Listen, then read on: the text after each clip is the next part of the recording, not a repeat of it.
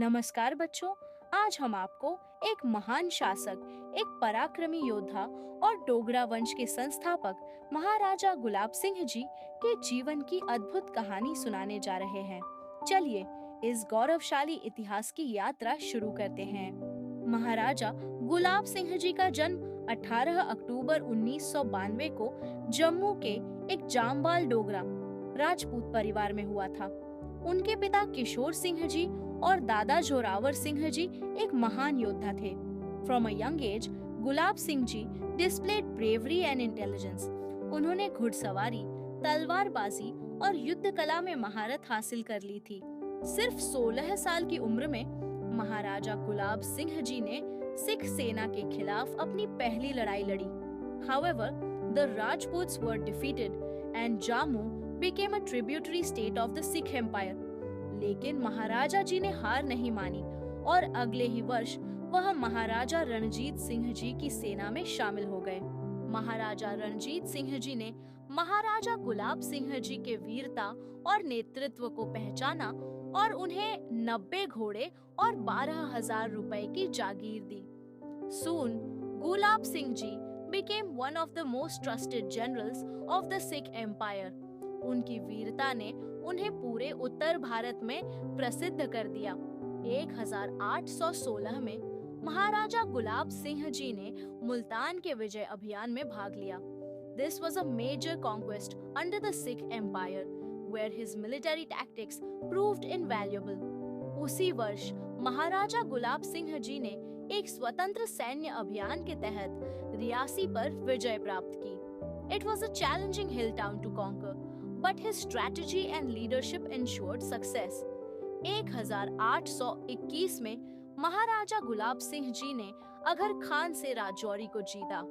This was a strategic conquest that strengthened his control over the Himalayan region. 1821 में महाराजा गुलाब सिंह जी ने राजा तेज मोहम्मद सिंह से किश्तवाड़ पर विजय प्राप्त की। This strengthened his foothold in the strategic mountain regions of Jammu and Kashmir.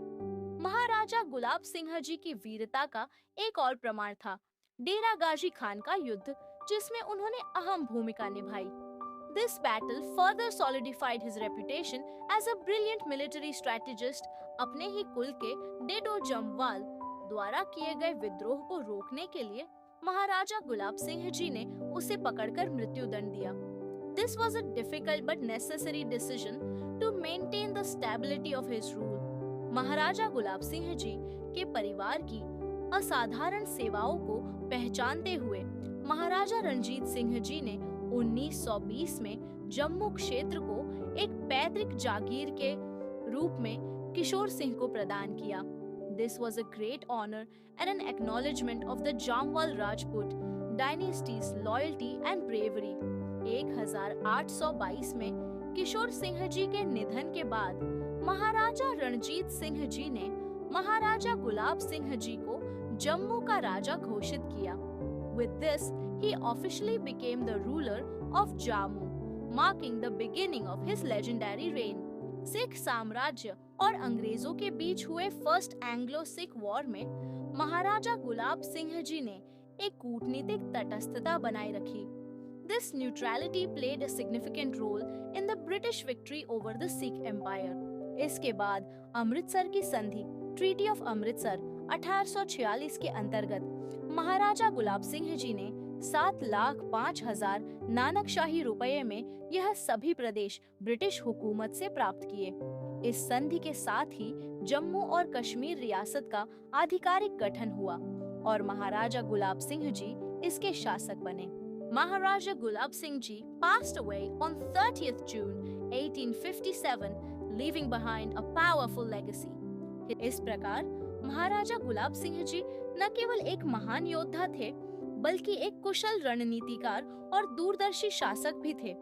उन्होंने अपनी वीरता, बुद्धिमत्ता और राजनयिक कुशलता से एक सशक्त रियासत की नींव रखी। His journey from a valiant soldier in the Sikh army to the founder of the princely state of Jammu and Kashmir is an inspiring tale of courage, leadership and perseverance. महाराजा गुलाब सिंह जी का योगदान केवल जम्मू कश्मीर तक सीमित नहीं था, बल्कि उन्होंने भारतीय उपमहाद्वीप के राजनीतिक परिदृश्य पर भी गहरा प्रभाव डाला।